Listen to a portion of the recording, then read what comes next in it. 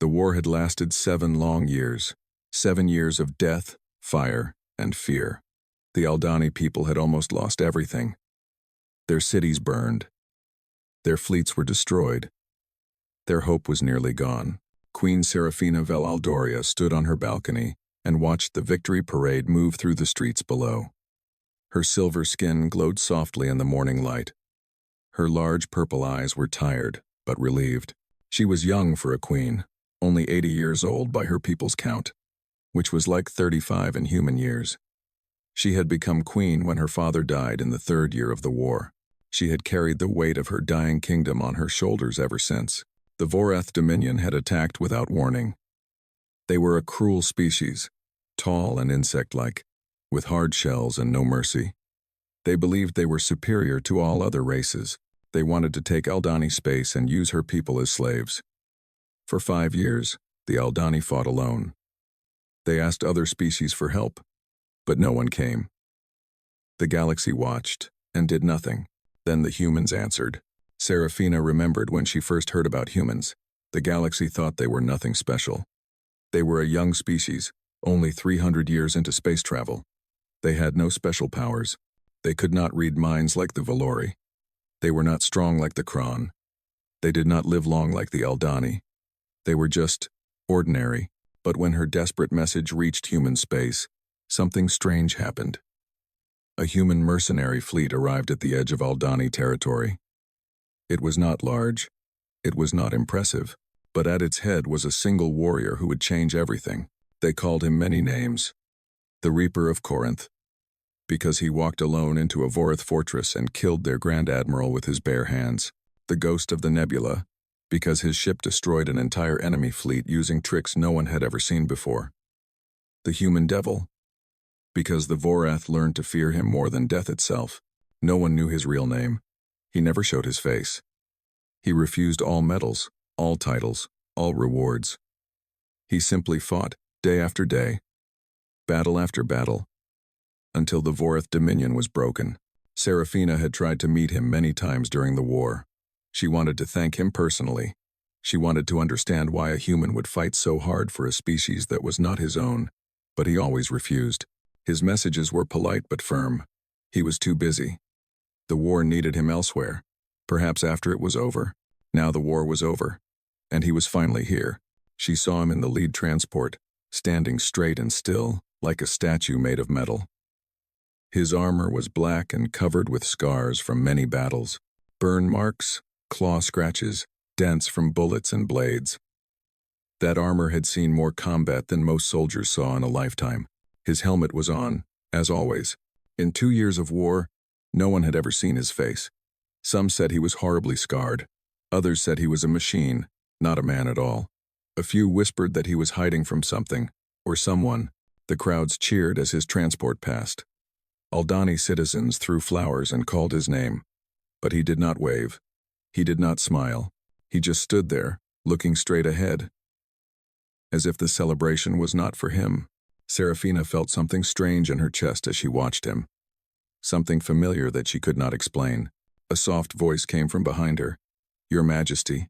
She turned to see Lord Malthan, her chief advisor. He was old, even for an Aldani, with silver hair and wise eyes. He had served her father before her. "What is it, Malthan?" "The human commander has agreed to meet with you. Tonight, after the ceremonies end." Serafina's hearts beat faster. The Aldani had 2 hearts, and both of them were suddenly pounding. He agreed? After refusing for 2 years? "Yes, Your Majesty. He sent a message an hour ago." "Did he say why? Why now?" Malthan hesitated. His old face showed confusion. His exact words were strange. He said he needed to be sure you survived. He said he needed to know the war was truly over. Serafina frowned. That was an odd thing to say. Of course she had survived. She was the queen. The entire war was about protecting her and her people. Why would he care specifically about her survival? "There is something else," Malthan continued. "He asked for the meeting to be private. No guards, no advisors, just you and him, alone. That is unusual. It could be dangerous, Your Majesty. We know nothing about this human. He could be.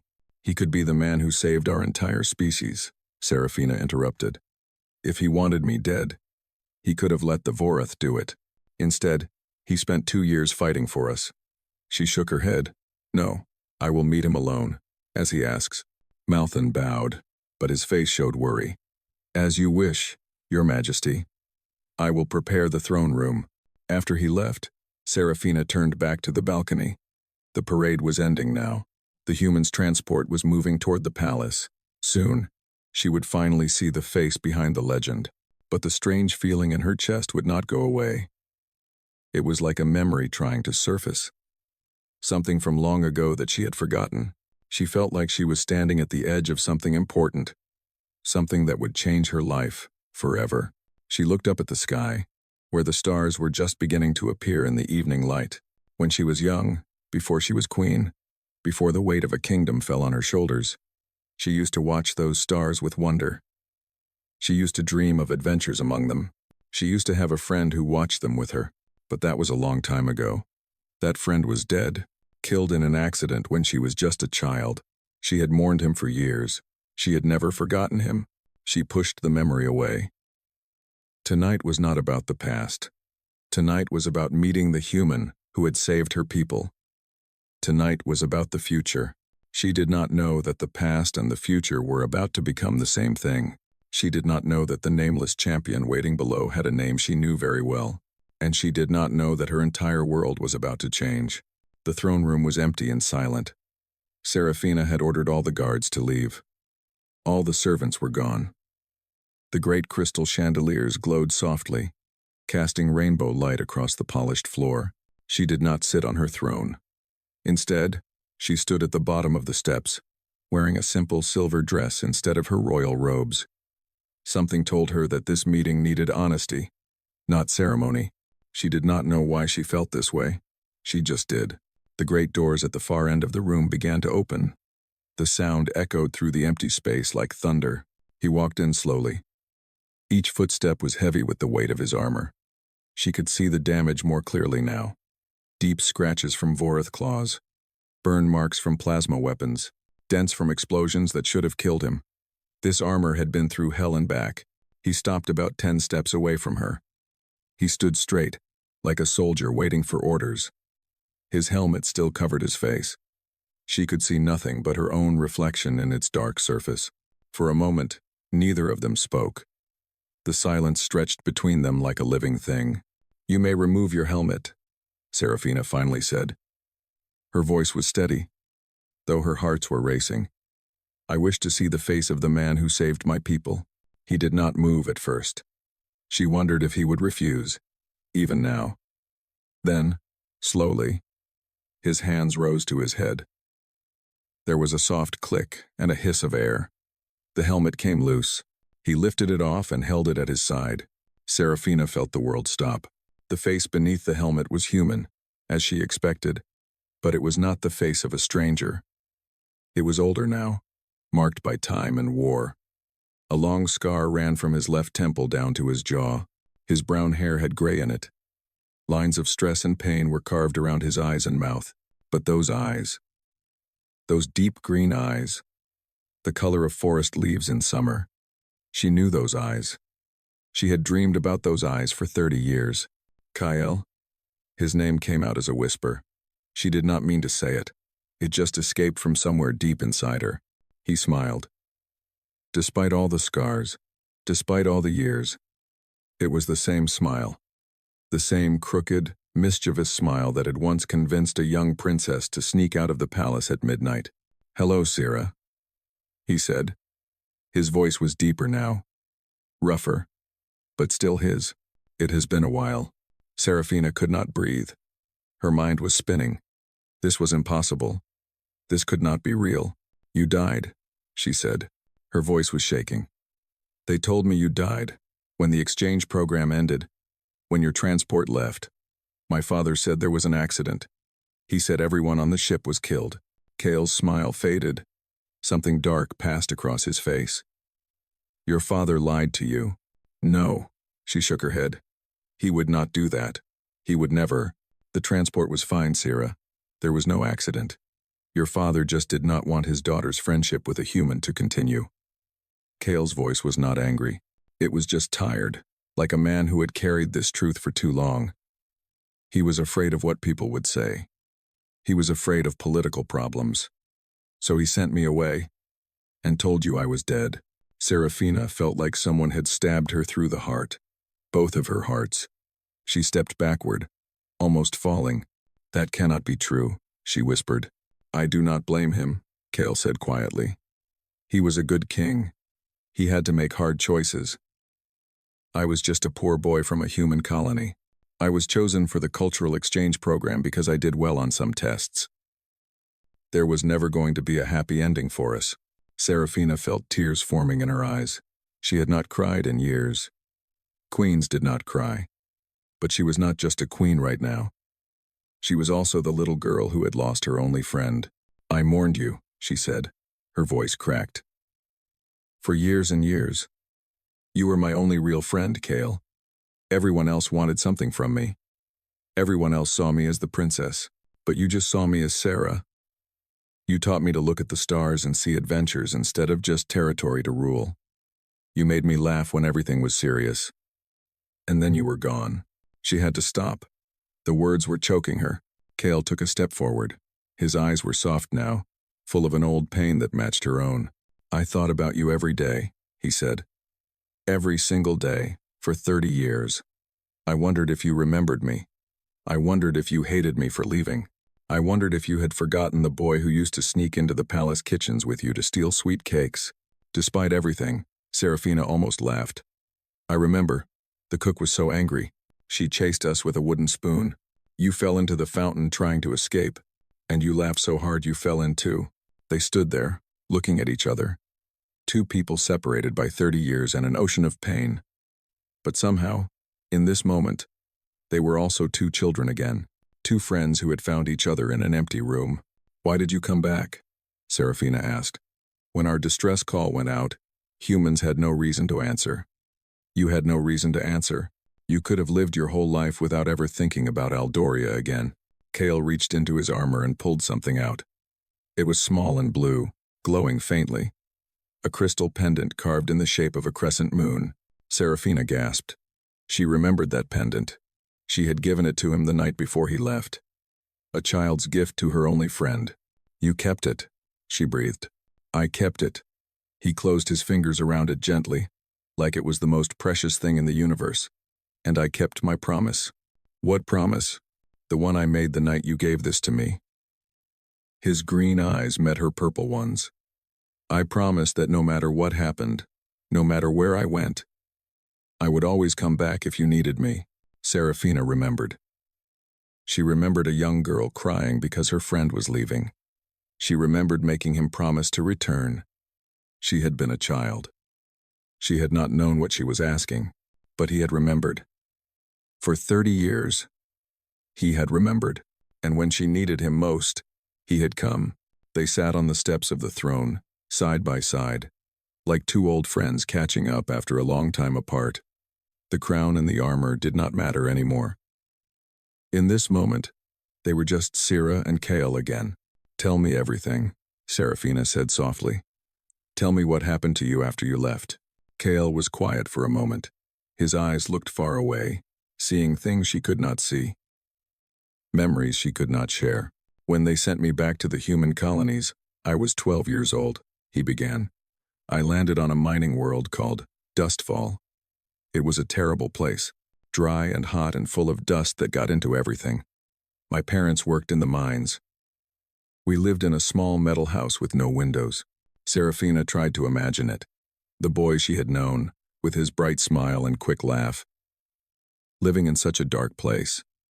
It hurt her heart to think about. I thought about running away, Kale continued. I thought about stealing a ship and flying back to Aldoria, but I was just a kid. I had no money, no skills, nothing, so I worked in the mines with my parents. I dug rocks out of the ground. I breathed dust until my lungs burned. And every night, I looked at your pendant and remembered what I had lost. Kale. She wanted to say something, but there were no words. When I was 15, there was an accident in the mine. A tunnel collapsed. His voice was flat, like he was reading from a book. My parents were inside. They did not survive. Serafina reached out and took his hand. It was rough and scarred, so different from the soft hands of the boy she remembered. But it was still his hand. "I am so sorry," she whispered. "I was alone after that. No family, no friends, no future. I worked odd jobs. I got into fights. I was angry all the time. At everything and everyone. I thought about ending it all. More than once." She squeezed his hand tighter. "But I did not," he said. "Because of the promise. Because of the pendant. Because somewhere out there, across all those light years, there was a girl who had believed in me, and if I gave up, I would break my promise to her. So what did you do?" "I decided to become something more. I was 16 when I got a job on an orbital shipyard over Mars. I learned how to fix ships. Then I learned how to fly them. Then I learned how to fight in them."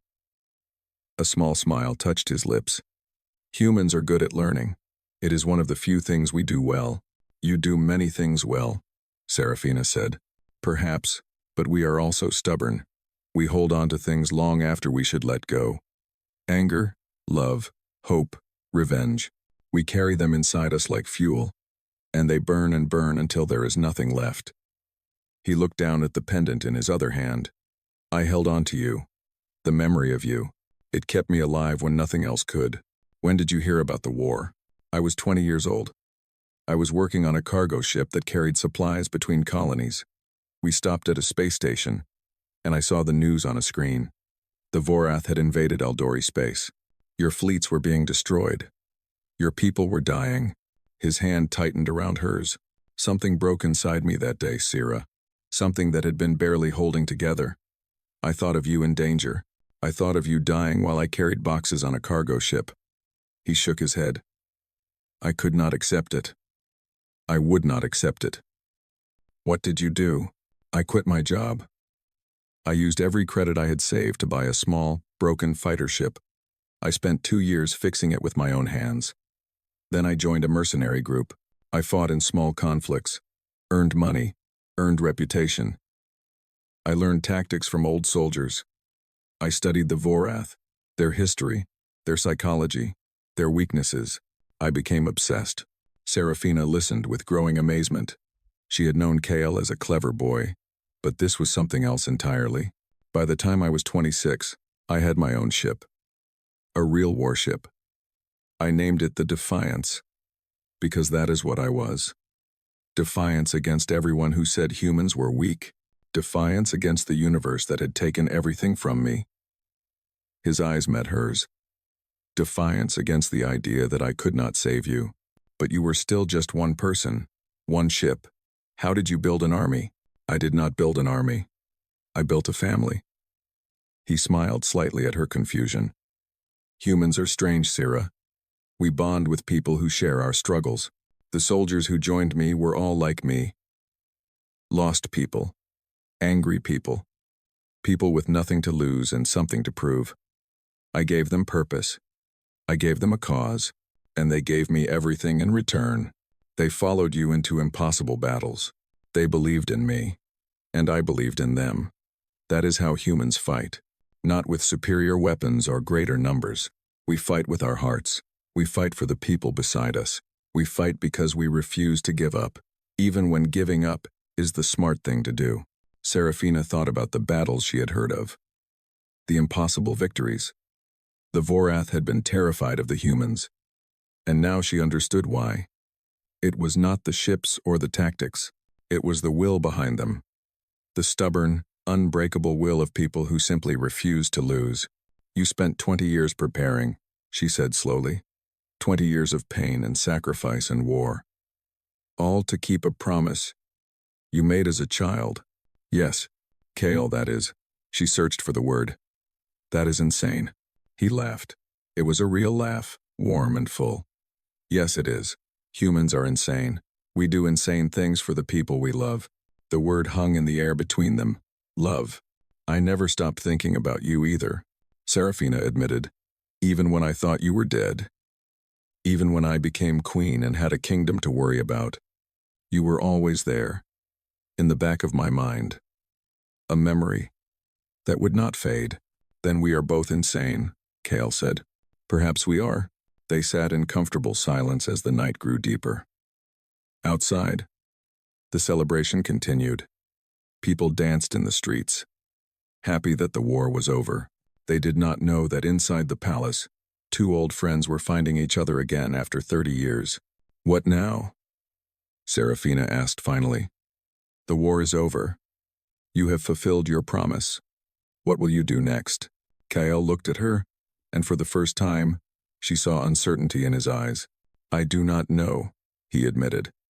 I spent so long preparing to save you, or die trying. I never actually planned for what comes after. Then we will figure it out together, she said. Whatever comes next, we face it together. I am not losing you again, Kale. I refuse. He smiled that old, familiar smile. Stubborn, he said. You sound like a human. I learned from the best. The days that followed were busy and complicated. Serafina had a kingdom to rebuild. There were meetings with advisors, discussions with generals, plans for reconstruction. The Vorath were defeated, but the scars of war were everywhere. Millions of her people were homeless. Cities needed to be rebuilt. The economy was in ruins, but through all of this, Kale stayed by her side. He did not sit in on her royal meetings. He did not pretend to be something he was not. But every evening, when her duties were done, they would meet on the balcony of the Crystal Spire. They would watch the stars come out and talk about everything and nothing. My advisors are worried about you, Serafina said one night. I know. Kale leaned against the railing, looking out at the city below. They think I am a threat, a dangerous human who has gotten too close to the Queen. Lord Malthan asked me 3 times today if I was sure you could be trusted. And what did you tell him? I told him that you saved our entire species. I told him that you fought for 2 years without asking for anything in return. I told him that if he asked me again, I would have him cleaning the royal stables for a month. Kale laughed. That seems harsh. He has been giving me advice since I was a child. Sometimes I need to remind him who is the Queen. She paused. Besides, I was tired. I have not been sleeping well. The war, the memories of it. The faces of people I could not save. The decisions I had to make. She closed her eyes. I sent soldiers to die, Kale. I knew they would not come back, and I sent them anyway. Because it was necessary. Because there was no other choice. I know that feeling.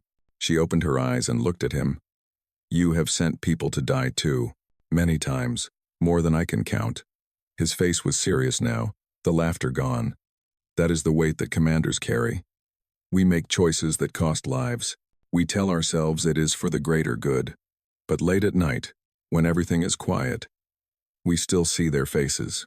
How do you live with it? He was quiet for a long moment. When he spoke, his voice was soft. I remind myself why I fight. I remind myself that the people who died believed in something. They chose to follow me. They knew the risks, and I honor their sacrifice by making sure it was not in vain. Is that enough? No, it is never enough. But it is all we have. Serafina moved closer to him. Their arms touched. It was a small thing, but it meant everything. The galaxy is changing, she said. Before this war, humans were nobody. Other species looked down on you. They thought you were primitive, unimportant, destined to fade away like so many young species before you. And now? Now they are afraid. The Vorath Dominion was the greatest military power in this region of space. They had conquered dozens of worlds. They had defeated every enemy they ever faced, and then a handful of human ships destroyed them. She shook her head in wonder. The other species do not understand how. They are trying to figure out what makes humans so dangerous. Do you know? I think I do. She turned to face him fully. Humans feel things deeply. You love harder, hate stronger, hope longer than any species I have ever known. You do not fight with logic. You fight with your hearts. And hearts do not know when to quit. Kale smiled slightly. That sounds like a compliment. It is. But it is also terrifying. Because a species that cannot quit is a species that can never truly be defeated. You can kill humans, but you cannot break them, and the galaxy is finally starting to understand that. Some would say that makes us monsters. Some would. Others would say it makes you the most human thing in the universe. She laughed softly at her own words. That does not make sense, does it? It makes perfect sense to me. They stood in silence as the moons rose over the city. Aldoria had 3 moons, all different colors: blue, silver, and pale gold. When Serafina was young, Kael had given each of them names. Silly names that made her laugh. Kael, she said quietly, what would you say if I asked you to stay here? Not just for a visit. Permanently. He did not answer immediately. She could see him thinking, weighing the question carefully. Your court would not accept it, he said finally. A human living in the royal palace? Your advisors would go insane. My advisors serve me, not the other way around. Your people might not understand. My people watched humans save their lives. They watched human soldiers die for Aldani freedom. Other species would talk. They would say the human warrior seduced the Aldani queen for power. Let them talk. There was steel in her voice now, the voice of a queen who had led her people through a war. I have spent my entire life worrying about what others think. I married politics and duty instead of following my heart. I watched my kingdom nearly burn because we were too proud to ask for help from species we thought were beneath us. She reached out and took his scarred hand. I am done making decisions out of fear. I want to make one decision just for me. Kael looked at their joined hands, his fingers, rough from years of war, wrapped gently around hers. Sarah, I am not the boy you remember. I have killed people. I have done things that would give you nightmares. I have spent 20 years as a weapon. I do not know if I can be anything else. Then learn. Together with me, we both have things to unlearn and things to discover. Neither of us knows how to live without war. Neither of us knows how to just be happy. She squeezed his hand. But I would like to try. Would you? He was quiet for a very long time. She could see the battle in his eyes. The soldier fighting with the boy. The warrior fighting with the friend. Finally, he spoke. When I was floating in space after the Battle of Corinth, waiting for rescue, I thought I was going to die. My ship was destroyed. My oxygen was running low. I had 12 hours, maybe less. And do you know what I thought about? What? I thought about you. I thought about the night we watched the meteor shower from the temple roof. I thought about how you laughed when I fell in the fountain. I thought about the way you looked at the stars like they were full of wonders instead of emptiness. He turned to face her, his green eyes meeting her purple ones. I thought that if I died out there, at least I had kept my promise. At least I had given you a chance. But you did not die. No. A rescue ship found me with 30 minutes of air left. And when they pulled me out of that broken armor, the first thing I did was check that your pendant was still around my neck.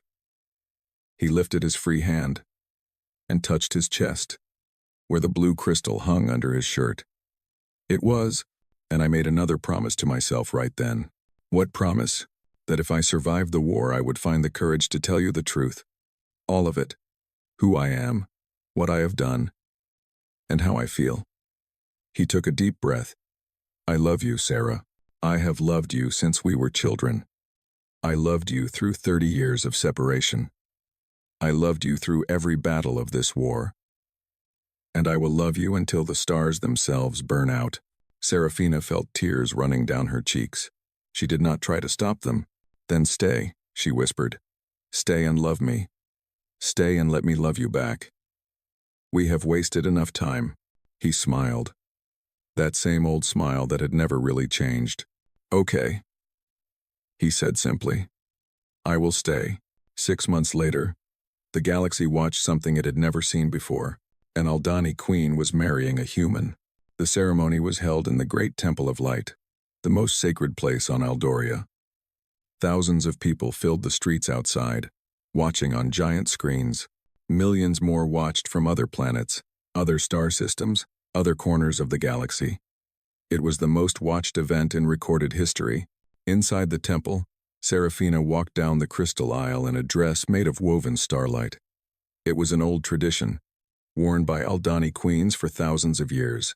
But today, Stitched into the hem were small human symbols: a compass, a ship, a crescent moon, small tributes to the man waiting for her at the altar. Kale stood tall in a uniform that was half Aldani royal and half human military. He had refused to hide who he was. He had also refused to abandon who he had become. The scars on his face were visible. The calluses on his hands were not softened. He was a warrior, and he would not pretend otherwise. But when he saw her walking toward him, his eyes were soft.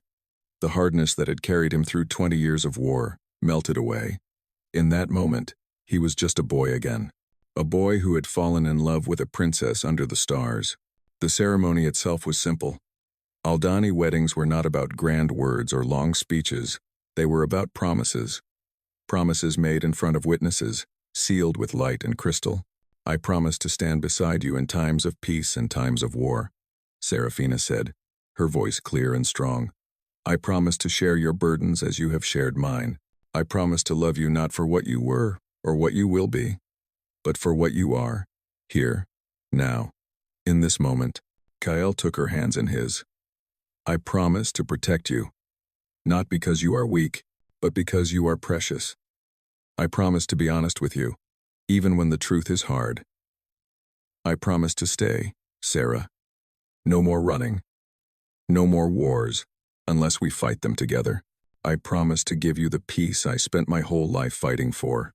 The high priest spoke the final words. Crystal light surrounded them, binding their promises into something eternal. And when Kale kissed her, the crowd outside erupted into cheers that could be heard for miles. Not everyone was happy, of course. Some species viewed the marriage with suspicion. They said humans were becoming too powerful, too ambitious. They said this was proof that humanity wanted to conquer the galaxy through politics instead of war. They pointed to Kale's history, his reputation, his deadly skills, and warned that the Aldani had invited a wolf into their home. Some Aldani were uncomfortable too. Serafina was their queen, the symbol of their people. To see her married to an alien, even one who had saved them, was strange and new. There were whispers in noble houses and quiet complaints in council chambers, but most people simply did not care. The war was over, the reconstruction was going well, the queen was happy, and the human who had given everything to save them was finally getting something in return. After everything he had sacrificed, did he not deserve a happy ending? 1 year after the wedding, Serafina and Kale stood on the balcony of the Crystal Spire. It was the same place where she had first seen him in the victory parade, the same place where they had talked through so many nights, rebuilding their friendship and discovering their love. The city below was transformed. The war damage was mostly repaired now. New buildings rose where old ones had fallen. Children played in parks that had once been battle sites.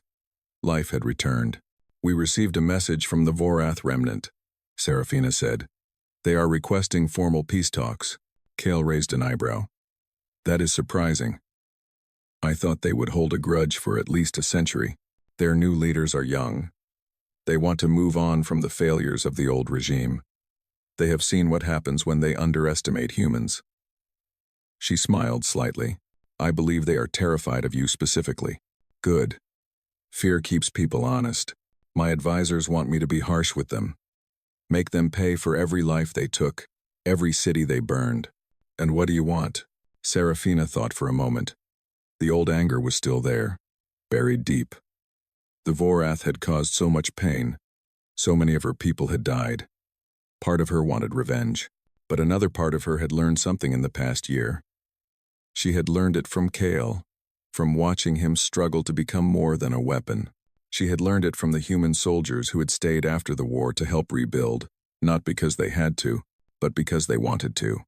She had learned it from the strange, stubborn, beautiful species that refused to give up on anything, including peace. "I want to build something better," she said finally. "I want my children to grow up in a galaxy where species do not have to be afraid of each other, where a human boy and an Aldani girl can be friends without it being a scandal, where wars like this one never happen again. That is a big goal. Humans taught me to dream big." She turned to look at him.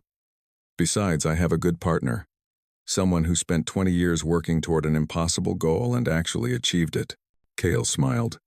I had good motivation. So do I. She took his hand. We have both spent our lives fighting, Kale. Fighting for survival, fighting for our people, fighting for each other. But I think the hardest fight is still ahead. The fight for peace, the fight to build something that lasts. Anyone can win a war. It takes something more to win a peace. He was quiet for a moment, looking out at the city, at the stars above, at the future they were building together. You know, he said slowly, when I was a boy on that mining colony, I used to dream about being a hero. I imagined myself saving princesses and fighting monsters and doing great deeds. He laughed softly. I never imagined the hardest part would come after the adventures ended. Is it hard? Being here instead of out there? Sometimes. The war changed me, Sarah. There are parts of me that do not know how to be at peace. Parts that wake up in the night looking for enemies that are not there. He squeezed her hand. But then I look at you. I remember why I fought. And I know that this is where I am supposed to be. Even when the council meetings are boring. Even then. Although I reserve the right to fall asleep when Lord Malthan starts talking about agricultural policy. Serafina laughed. It was a real laugh, free and happy. She had been laughing more since Kale came back into her life. He had a gift for making her smile, just as he had when they were children. I have been thinking, she said, about what you told me once, about how humans hold on to things. Love, hope, anger, promises. You said you carry them inside you like fuel. I remember. I think I understand now. Aldani lived for hundreds of years. We see so much time pass that we learn to let things go. We accept change because change is all we know. She looked at him with something like wonder. But humans do not accept anything. You rage against time itself. You refuse to forget. You hold on to love for 30 years and cross a galaxy because of a promise made by a child. Is that a good thing or a bad thing? I think it is the most beautiful thing I have ever seen. The universe is vast and cold and does not care about any of us. But humans care anyway. You love anyway. You hope anyway. She stepped closer to him. You taught me that, Kale. You taught me that even in darkness, even when everything seems lost, there is always something worth fighting for. He wrapped his arms around her, and she rested her head against his chest. They stood there as the stars came out. The same stars they had watched as children. The same stars that had witnessed their reunion. Do you think the universe gives us happy endings? Serafina asked quietly. No, Kale said. I think we have to make them ourselves. Above them, a shooting star crossed the sky. Serafina made a wish, an old habit from childhood. But this time, she did not wish for safety, or victory, or peace. She wished for time. Time with the man who had crossed the stars for her. Time to build the future they had both fought so hard to reach. And somewhere, somehow, she knew the universe was listening. Because even the cold vastness of space could not stand against human stubbornness. And love, as Kale had proven, was the most stubborn thing of all.